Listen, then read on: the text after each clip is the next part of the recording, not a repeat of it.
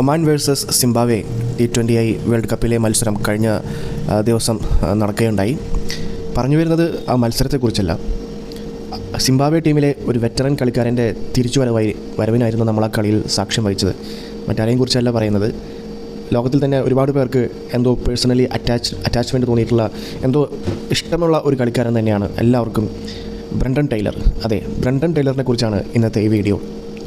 Brendon ടൈലറിനെ കുറിച്ച് പറയുകയാണെങ്കിൽ എന്നെ സംബന്ധിച്ച് ആൻറ്റി ഫ്ലവർ, ഗ്രാൻഡ് ഫ്ലവർ ഇങ്ങനെയൊക്കെയുള്ള സിംബാബ്വെയുടെ സുവർണ്ണ കാലഘട്ടത്തിന് ശേഷം തതേന്ദ തേബു പിന്നെ അങ്ങോട്ട് വന്ന പല കളിക്കാർക്കും ശേഷം സിംബാബ്വെ ക്രിക്കറ്റിൽ ഞാൻ കാണാൻ ആഗ്രഹിച്ചിട്ടുള്ള ഒരു കളിക്കാരൻ, അദ്ദേഹത്തിൻ്റെ കളിയെന്ന് പറയുന്നത് അത് ബ്രണ്ടൻ ടൈലറുടേതാണ്, മറ്റാരുടെയല്ല.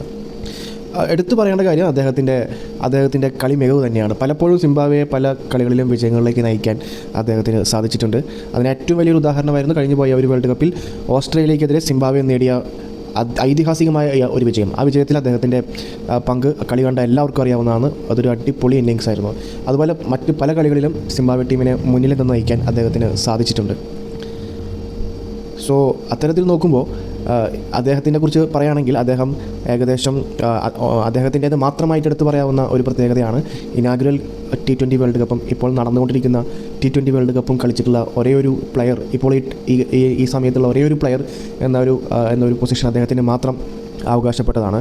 അദ്ദേഹം നമുക്കറിയാം, കഴിഞ്ഞ ഒമാനെതിരായിട്ടുള്ള കളിയിൽ 30 റൺസിലധികം നേടി അദ്ദേഹം സ്കോർ ചെയ്തു. പക്ഷേ പിന്നീട് ഹാംസ്ട്രിങ് ഇഞ്ചറിയെ തുടർന്ന് അദ്ദേഹം റിട്ടയർഡ് ഹാർട്ടാണ് ഉണ്ടായത്.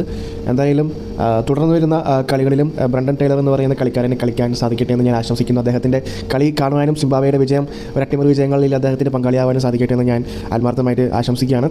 ബ്രണ്ടൻ ടൈലറിനെ കുറിച്ച് കൂടുതൽ പറയുകയാണെങ്കിൽ അദ്ദേഹം കുറച്ച് നാളുകൾക്ക് മുമ്പ് ഒരു വാതുവെപ്പ് വിവാദത്തെയൊക്കെ തുടർന്ന് സിംബാബ്വെ ടീമിൽ നിന്നും ICCയുടെ ഭാഗത്തു നിന്ന് വിലക്കുണ്ടായി പുറത്തുപോയി. പിന്നീട് 2027 വേൾഡ് കപ്പ് ODI വേൾഡ് കപ്പ് കളിക്കണമെന്ന ആഗ്രഹത്തോടു കൂടി അദ്ദേഹം വീണ്ടും കഴിഞ്ഞ വർഷം 2025 അവസാനത്തോടെ ടീമിൽ ജോയിൻ ചെയ്യുകയുണ്ടായി. അദ്ദേഹത്തിൻ്റെ മാത്രമായ മറ്റൊരു പ്രത്യേകതയാണ് ഇപ്പോൾ ഗ്രാൻഡ് ഫ്ലവർ അതുപോലെ ആൻറ്റി ഫ്ലവറിനൊക്കെ ശേഷം സിംബാബ്വെ ക്രിക്കറ്റിൽ 10,000-ലധികം ഇൻ്റർനാഷണൽ റൺസ് നേടിയിട്ടുള്ള ഒരേ ഒരു കളിക്കാരനാണ് അവർക്ക് ശേഷം ബ്രണ്ടൻ ടൈലർ.